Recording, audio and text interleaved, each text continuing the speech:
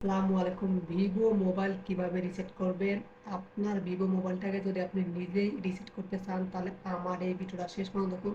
তাহলে কিন্তু 2 থেকে 3 মিনিটের মধ্যে আপনি যে কোনো ব্র্যান্ডের ভিভো মোবাইলকে রিসেট করতে পারবেন।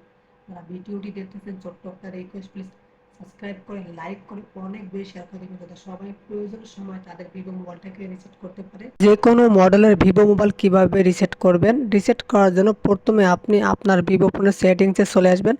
আসার পর দেখেন এখানে অনেকগুলো অপশন, তো আপনাকে কিছুই করতে হবে না।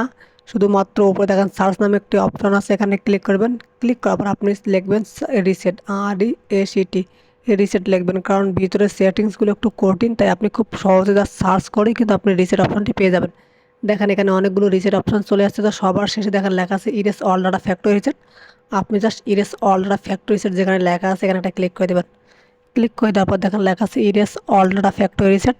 দেন আপনি এখানে একটা ক্লিক করবেন। ক্লিক করার পর এখানে আপনার মেল, হোয়াটসঅ্যাপ, ফেসবুক, ইমো সব কিছু দেখাবে, এবং আপনি অবশ্যই মোবাইলটাকে রিসেট দেওয়ার সময় মোবাইলের চার্জ 100% রাখবেন। তো আমার 18% চার্জ, বাট আমাকে একটা ওয়ার্নিং দেখাবে, আমি জাস্ট ওয়ার্নিংটা ওকে করলাম।